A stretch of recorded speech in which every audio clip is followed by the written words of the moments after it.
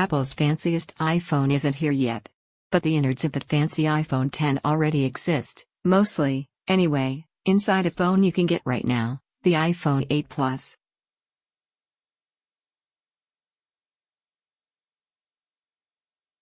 The iPhone X will arrive on November 3rd, complete with the overdue, wild redesign we've been waiting on for years.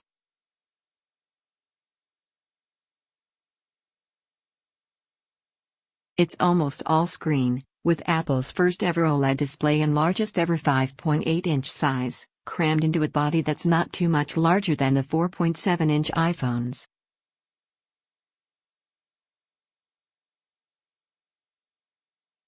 The X boasts dual rear cameras, both with optical image stabilization, plus wireless charging, and tops it off with a blazing fast 6-core A11 Bionic processor.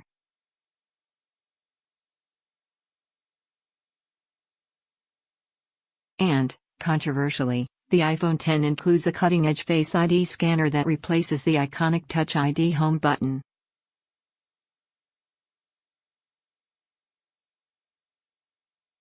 The iPhone X will cost $1,000 in the US, and we expect it to be in short supply.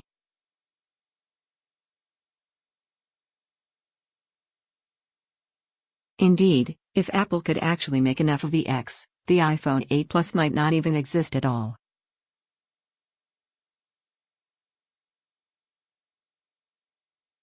But the company needs a big screen iPhone that you can actually buy, more or less at the same price as its predecessor.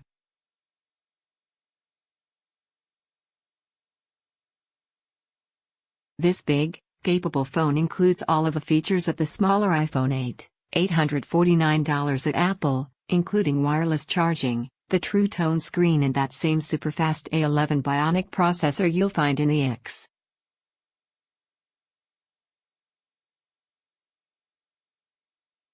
But, like last year's iPhone 7 Plus, $809.99 at Amazon Marketplace, you get a larger 5.5-inch screen, longer battery life and, most critically, an excellent dual-rear camera with 2x optical zoom, upgraded for 2017 with an all-new image sensor.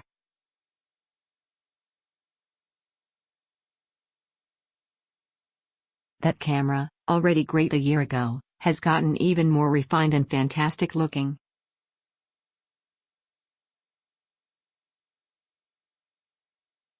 I've been using it for nearly a week and so has CNET senior photographer James Martin.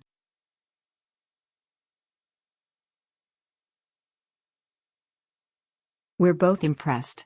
But with the X on the horizon, the Plus is no longer the best iPhone you can buy, as it has been since Apple started its regular and extra-large iPhone releases in 2014.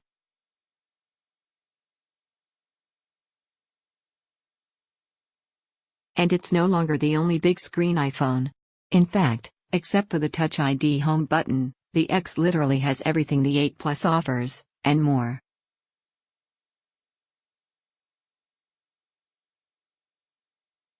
Still, the 8 Plus is here now, and the X is weeks away.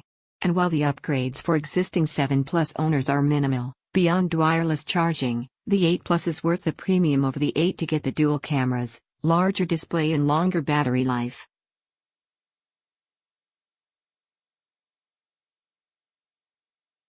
Yes, the iPhone 8 Plus is still an excellent phone, and if you love the size and the home button, this is the best plus-size iPhone to date.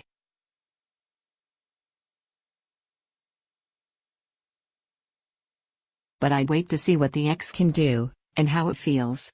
It may be well worth spending a bit more, just a few bucks a month, if you're on an installment plan, to get the iPhone X.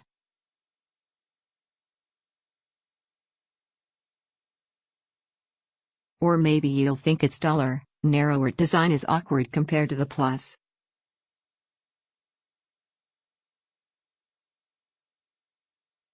Maybe you'll just prefer the familiarity of Touch ID to the unknowns of Face ID. Nobody knows yet.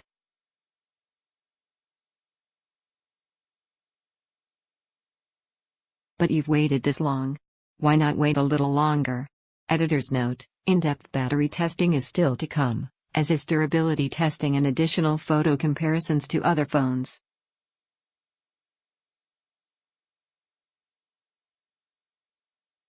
ratings are provisional until those tests are completed. To reiterate, the iPhone 8 Plus has all of the same basic features as the new iPhone 8, except for its larger size, better battery life and better cameras.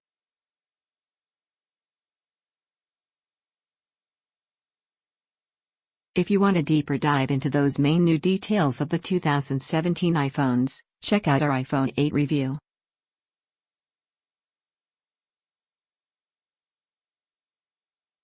As far as the Plus design goes, it's déjà vu all over again.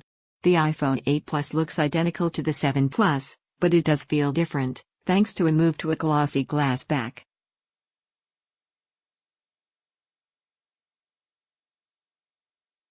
Apple's construction process this time uses stronger aluminum body accents, steel reinforcement inside and metal highlights around the camera lens.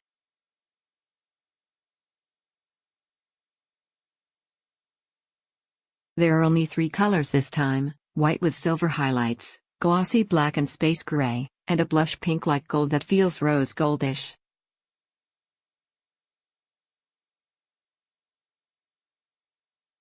The Samsung Galaxy Note 8, $929.99 at Amazon.com, is a great camera. Last year's Google Pixel is a great camera.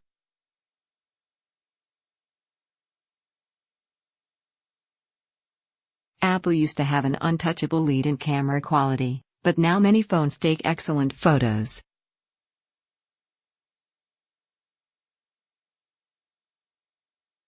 And that's why Apple has once again raised the bar on its camera. The 8 Plus includes a new sensor and image signal processor to go with its new A11 Bionic chip, promising richer colors, better low-light shots and faster autofocus.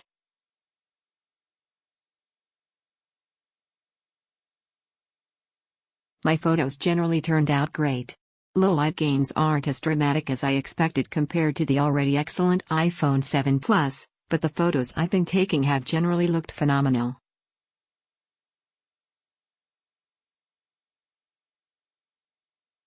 Portrait mode, which debuted last year, now supports flash photography and HDR, on the 7 Plus, too, with iOS 11.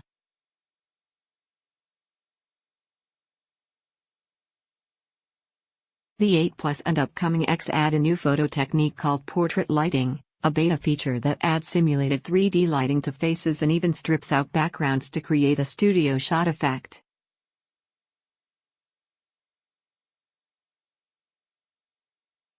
My mileage varied. Sometimes the effect was stunning, but other times it looked very fake and weirdly clipped.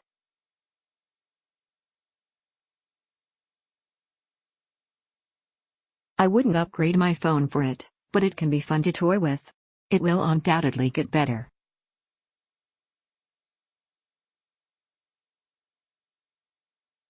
At sunset around my home, comparison shots between the 7 Plus and 8 Plus weren't that easy to tell apart until it was nearly dark.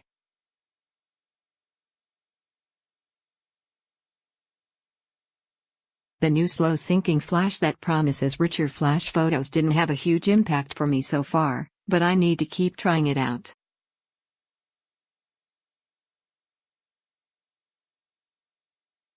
But see for yourself, the camera takes damn good photos, and colors do seem enhanced.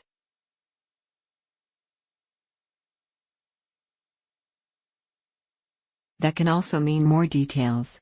HDR was improved when shooting sun-drenched clouds.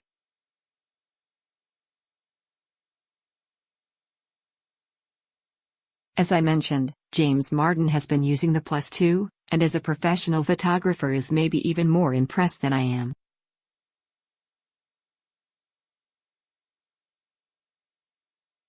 Instead of new lenses or really different hardware camera, the software and processing inside are making the photos better.